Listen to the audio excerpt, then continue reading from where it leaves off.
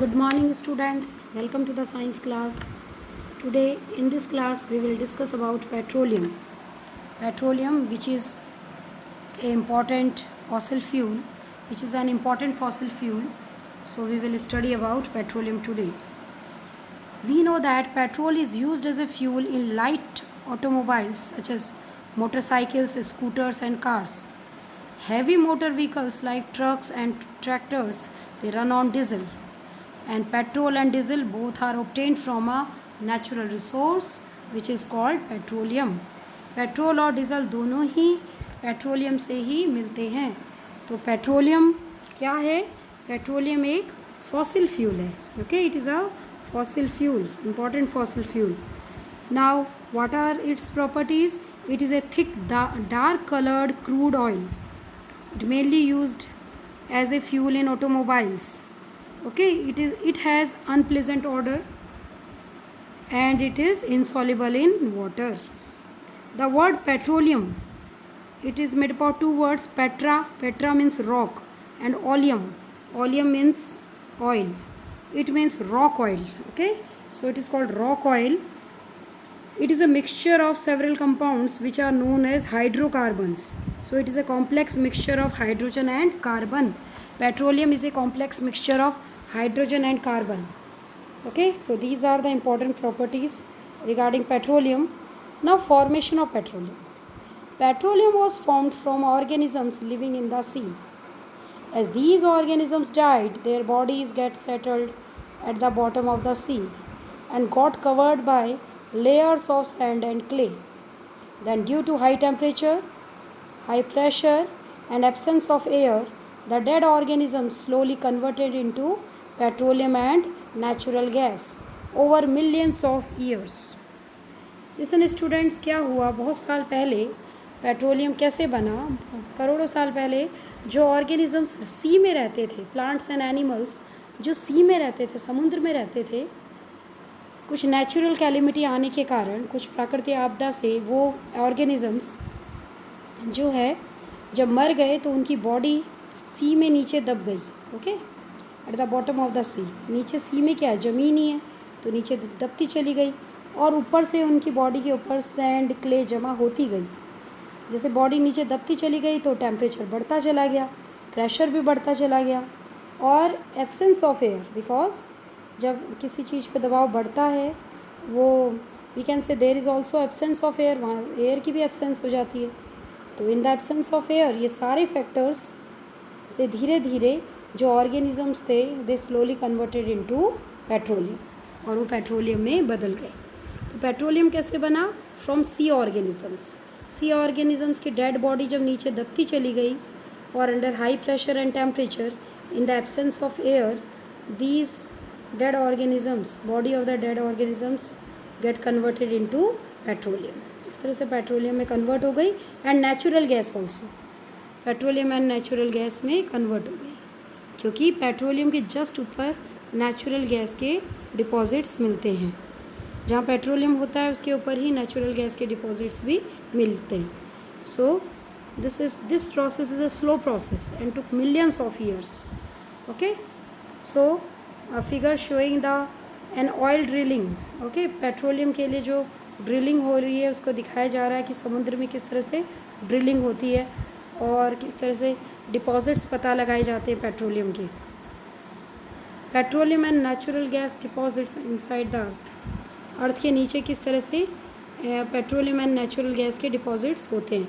This figure is also given in your book, figure 5.4, petroleum and natural gas deposits. इसमें आप देख रहे हो नीचे नीचे रिजर्वायर रॉक है, जो रॉक जहाँ से आपको ये मिलेगा और उसके बाद में ऊपर उसके जस्ट वाटर है, वाटर से हल्का ऑयल होता है, तो वाटर के ऊपर जो है ऑयल के डिपॉजिट्स, आपको ऑयल मिलेगा पेट्रोलियम ऑयल और पेट्रोलियम ऑयल के ऊपर गैस मिलेगा.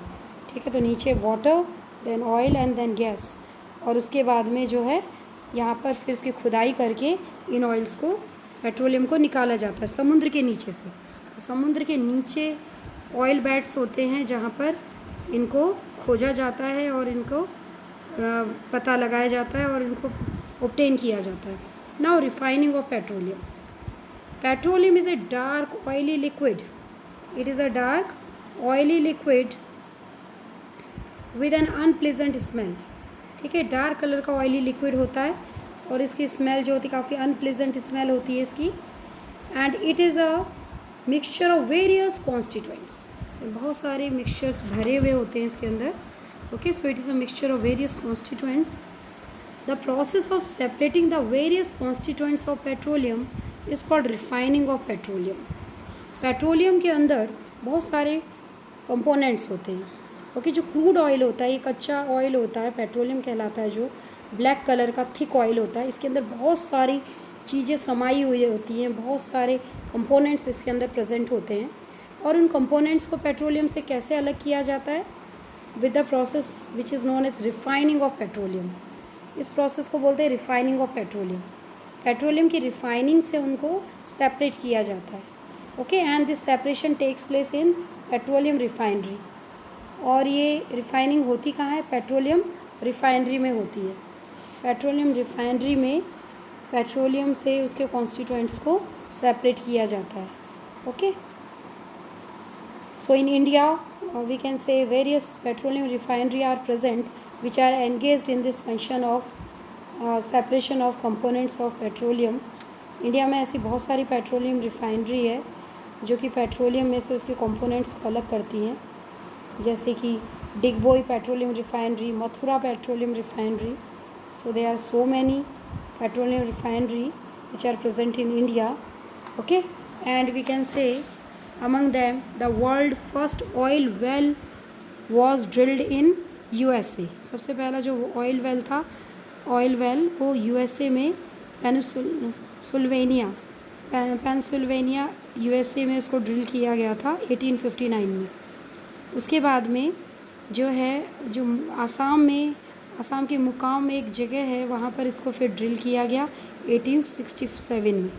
Okay, in India oil is found in Assam, Gujarat, Mumbai high and in the river basins of Godavari and Krishna.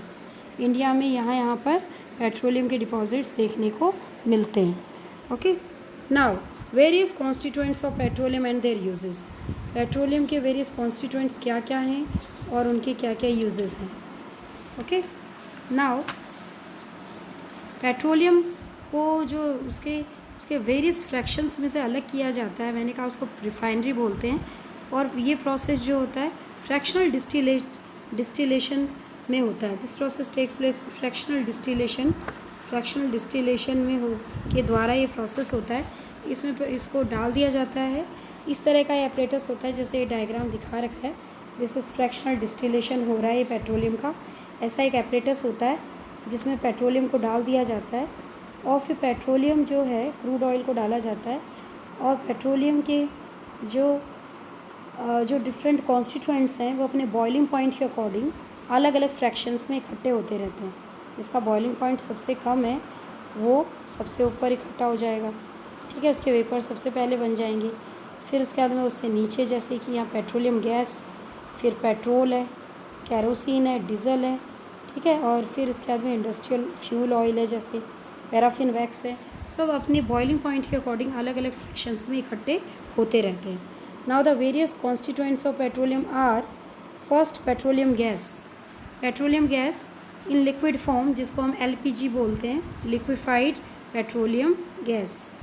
इसका यूज़ कहाँ कहाँ होता है? It is used as a fuel for home and industry. It is used as a fuel in home and it is also used in industry. Okay, it is also used in industry. So we can write industry, home and industry. Industry आएगा इधर, industry. Okay, it is used as a fuel as home and in industry.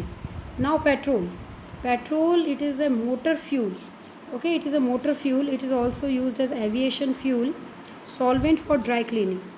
Aviation fuel, it is used motor fuel है. ये जो light vehicles होते हैं उनमें इनका use होता है, पेट्रोल का specially.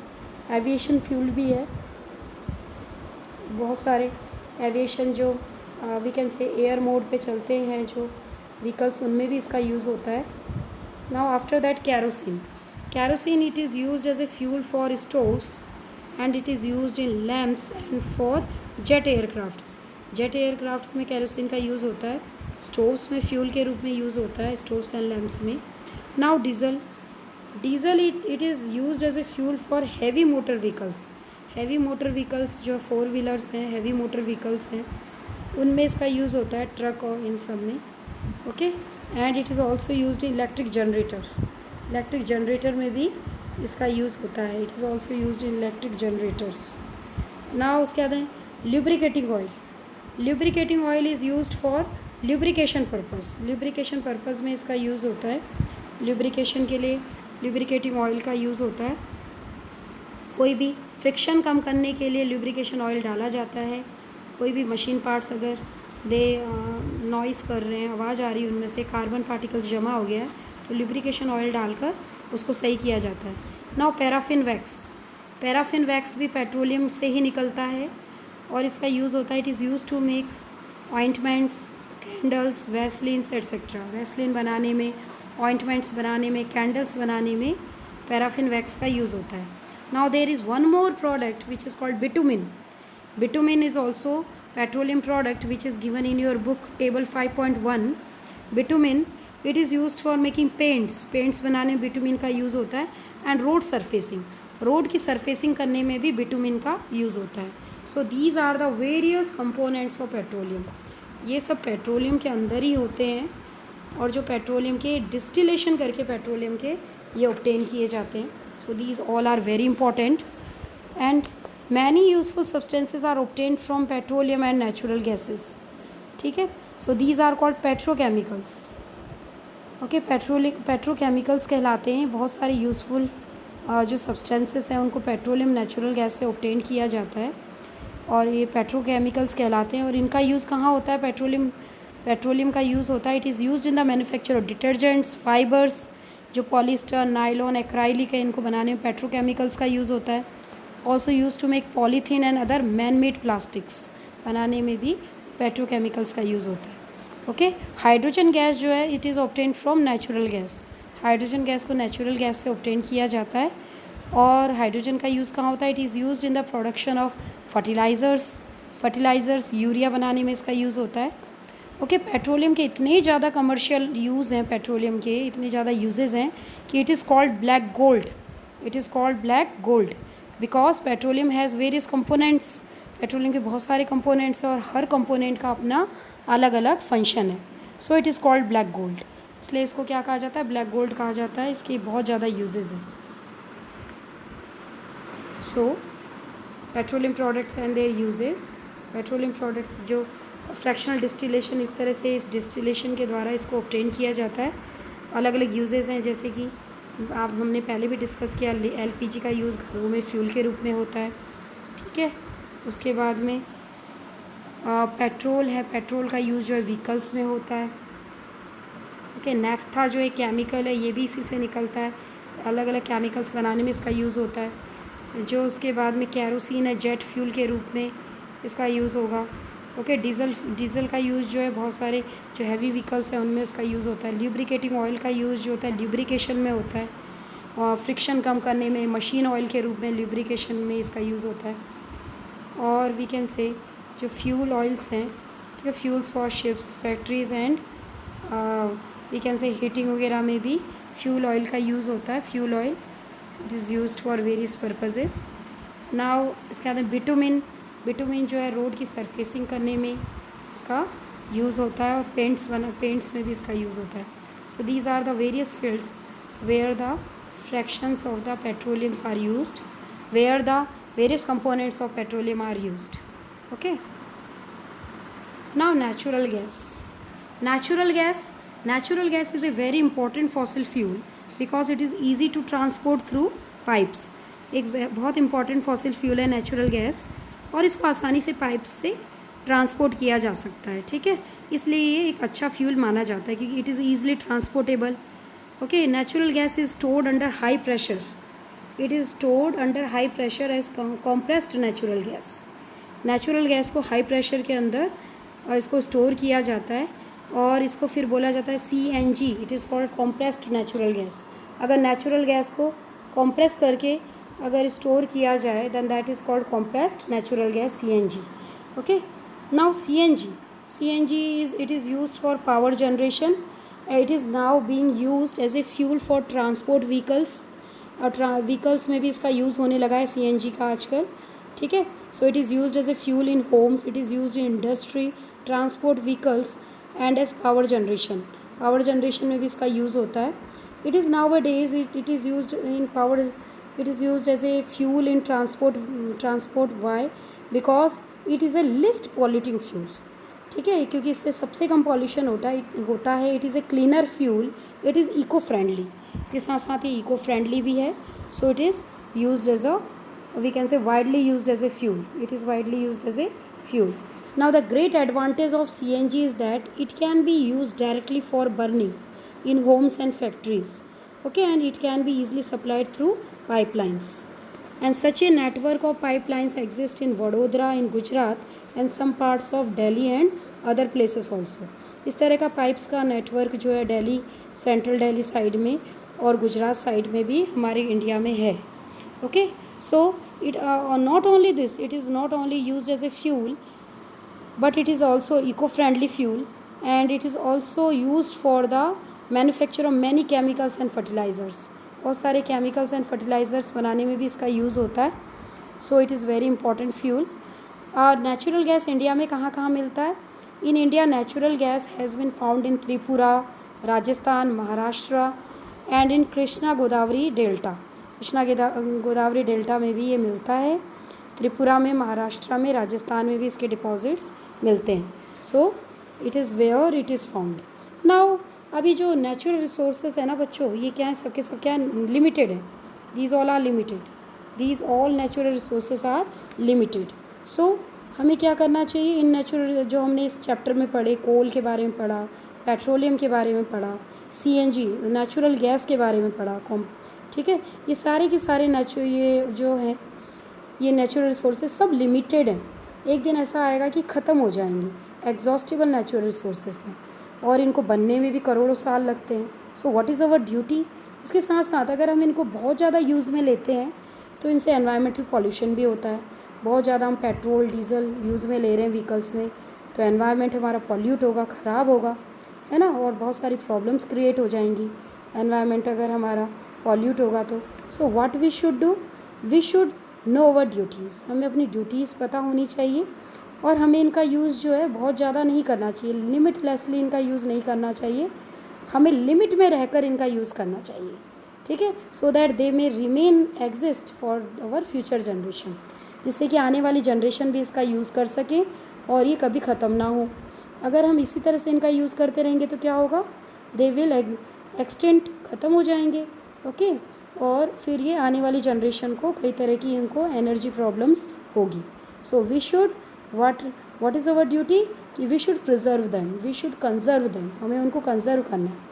In India the petroleum conservation research association, जो पेट्रोलियम कंजर्वेशन रिसर्च एसोसिएशन है, पैक्रा, PCRA, petroleum conservation research association है, उन्होंने क्या एडवाइस किया है कि people how to save petrol and diesel while driving. कैसे लोग जो है पेट्रोल डीजल सेव कर सकते हैं ड्राइविंग के समय. उसके लिए कुछ टिप्स हैं. Drive at a constant and moderate speed as far as possible. हमें ड्राइविंग क्या कॉन्स्टेंट और मॉडरेट स्पीड में करना चाहिए, ना बहुत कम ना बहुत ज़्यादा. ठीक है, हमारी स्पीड मॉडरेट होनी चाहिए to conserve petrol and diesel.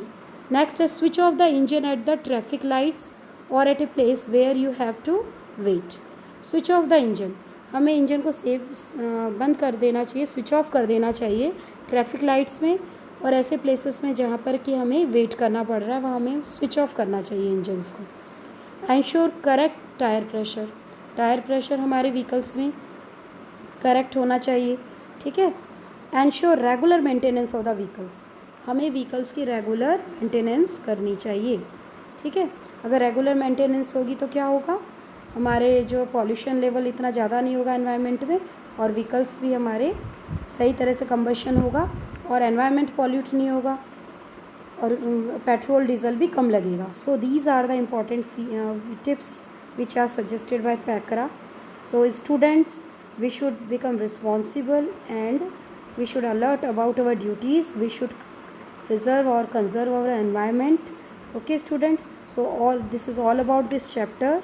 Go through this and learn it. Okay, thank you.